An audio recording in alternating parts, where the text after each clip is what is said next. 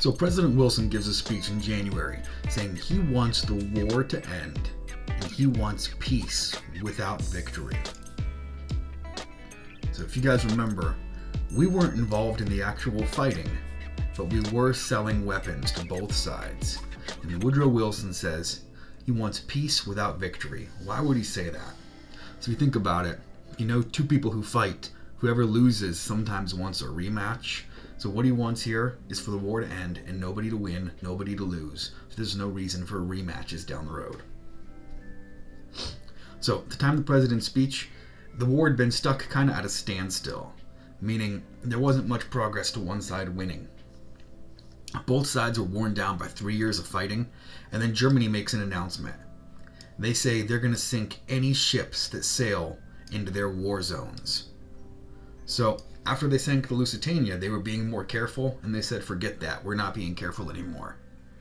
They know it's going to make us mad, but they think it's going to make Great Britain surrender before we can do anything about it, and the war will be over.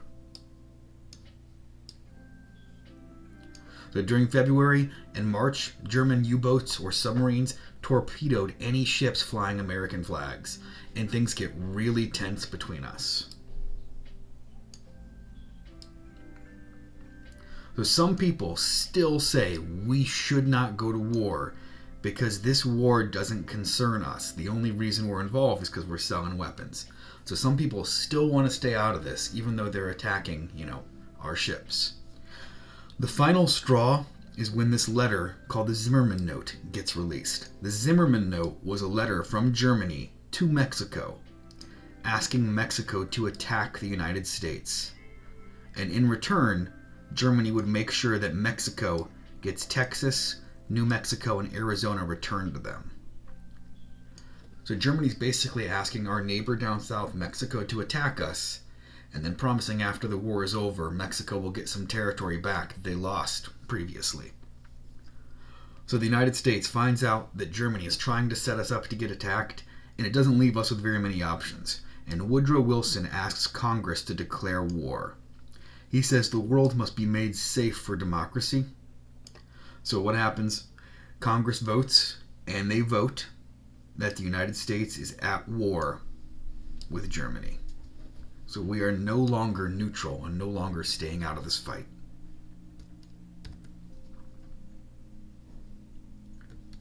So all the factories in America that were making regular stuff, making, canned goods, making consumer products, which means stuff for regular people, they shut down making regular stuff, and they started making war supplies, started making, weapons and ammunition and things soldiers needed. People started working longer hours, too, at these factories to make sure there was enough supplies. Many women got jobs in factories to replace the men who were joining the army. Many women also volunteered to be nurses during this time, too. So the war provided opportunities for other people. A lot of African Americans who were living down south got the chance to move up north and fill in these factory jobs that were left empty by, white men going off to war. There was also more than 400,000 African American men that fought as soldiers during World War I. But many of the troops were segregated. Thousands of African Americans moved from the south up to the north to get jobs working in these steel mills, the meatpacking industries, and just factories all around, making war supplies. And this increases the population of African Americans living in the north. And even though the north didn't have slavery, there was still some racism there, which led to some race riots.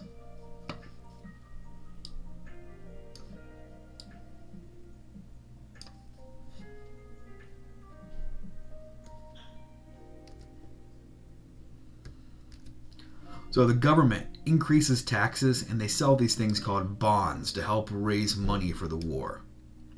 They also asked the American people to limit or ration the amount of food they were using. They wanted to make sure they had enough supplies for all of the soldiers overseas. The United States also started using a draft. And a draft is talking about when they will randomly call people's names, and those people have to go join the army. The draft had not been used since a long time. The last time it was used was the Civil War. So it had been a long time since they did this method of randomly calling men to join the army. American troops arrived in Europe much faster than the Germans thought, so we got there way quicker than they thought we could. The first American soldiers there were called doughboys. It was just one of the nicknames they gave them. Britain and France both wanted us to back them up and show up and give them support because they'd been fighting for 3 years and their armies were worn down and they were weak. They needed some extra help. By July of 1918, General Pershing commanded more than 1 million American troops in Europe.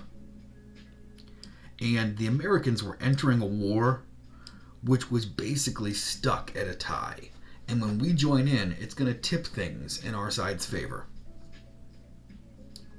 Now, World War I, the way it was fought was gruesome.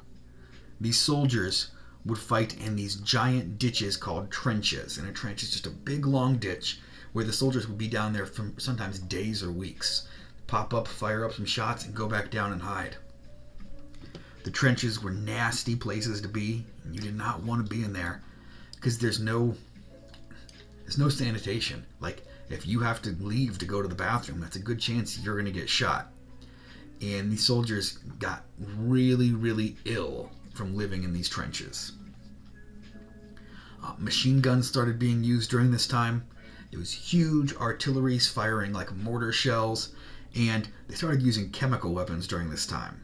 Mustard gas was used. And mustard gas was a poison gas that would burn the soldiers' lungs. So what they would do is they would unleash this gas, and it would go down in the trench, and your lungs would burn. So you had to leave to the trench, and that's when the other team would shoot at you. This was also the first time that airplanes were used in battle.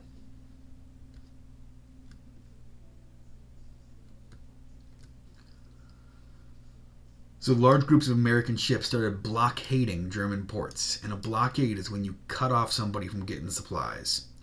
We also used mines and depth charges to go after the submarines.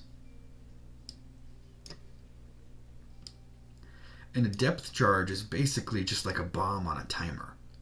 And they would drop it in the water, and they would listen and look for oil and floating pieces of metal after they dropped these bombs. And that's how they would know if they'd hit a German submarine. So things are going pretty well in our favor. It's a gruesome war. Tons of people are dying, but our allies appear to be winning now that we've joined. By the fall of 1918, the Germans realized they could not win the war, and they asked for an armistice, which is basically a timeout. They're saying, okay, we might be ready to stop, timeout.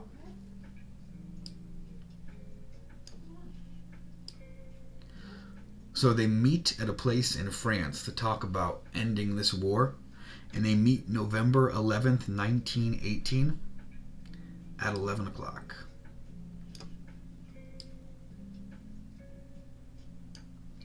So this war had greatly weakened these countries in Europe, but it had shown how strong America had actually become.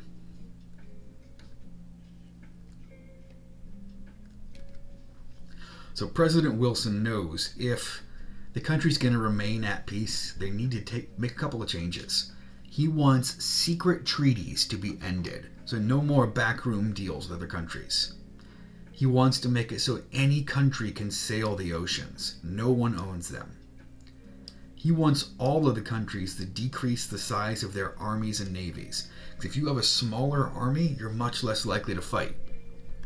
He wants the boundaries to be redrawn. And he wants to create something called the League of Nations. And the League of Nations would settle arguments before they turn into wars. So this group is supposed to basically squash anything before it turns into a bigger issue. So they have a meeting at Versailles, France, to talk about this peace treaty. President Wilson goes to this meeting, and this is the first time that the president has left the United States while in office. He wanted to make sure the League of Nations became part of this treaty. There was 3 other big leaders there. David Lloyd George of Great Britain, George Clemenceau of France, and Vittorio Orlando of Italy. Now, one country was left out. Germany was not invited to this peace negotiation, even though they were one of the major players in the war.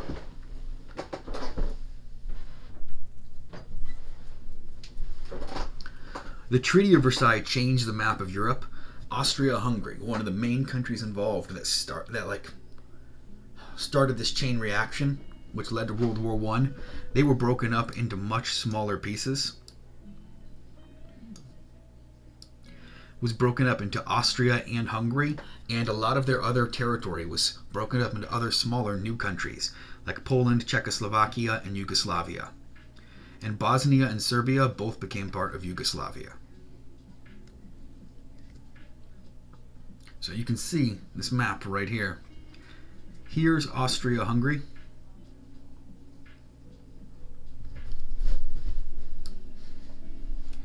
All this brown spot is theirs.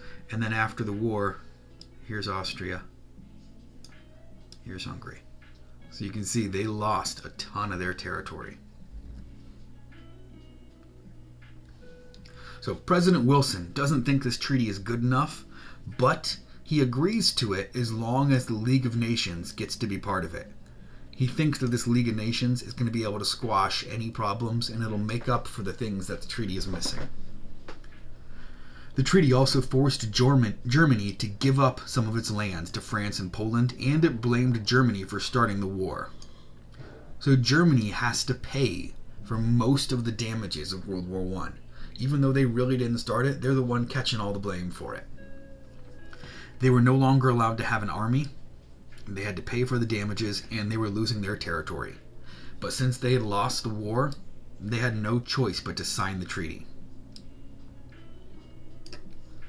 So Congress starts talking about this treaty, because the president can't just sign it without Congress's consent. And a lot of people don't like the League of Nations.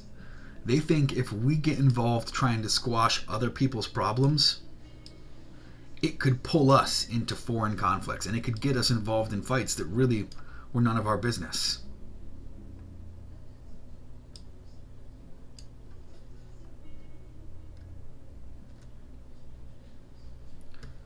So President Wilson says, you know what, the League of Nations is a good idea, it needs to happen. So he decides to go around and convince the people, the American citizens, that this treaty is important and that the League of Nations must be part of it. So he goes around, he's very popular by this point, and he gives these speeches. People cheer for him, and it seems like he's going to get this League of Nations added. However, Congress does not change their mind. They do not like the idea of us being involved in other people's conflicts. Then something happens, and nobody was really aware of how bad this actually was. But President Woodrow Wilson gets sick in the middle of the night, and he actually has a stroke. Now, the public doesn't know he has a stroke. They don't know anything about it. He basically just disappears from public for a while. And since there's no Facebook, there's no Twitter, there's no Google, not a lot of people know that the president even had anything happen to him. After his stroke, he was unable to move the left side of his body, but he was still able to speak. He never fully recovered, and his wife ended up playing a major part in helping him finish out his presidency. So after having this stroke and losing a lot of his energy and his abilities, he was unable to convince Congress to pass this treaty, the Treaty of Versailles. And this was the first time in history that America hadn't voted to support a treaty.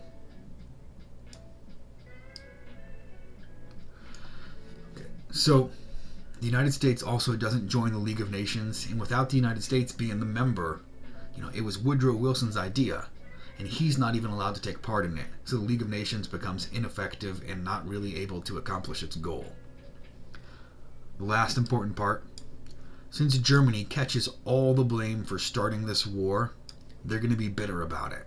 And that's going to lead to another conflict just 2 decades down the road.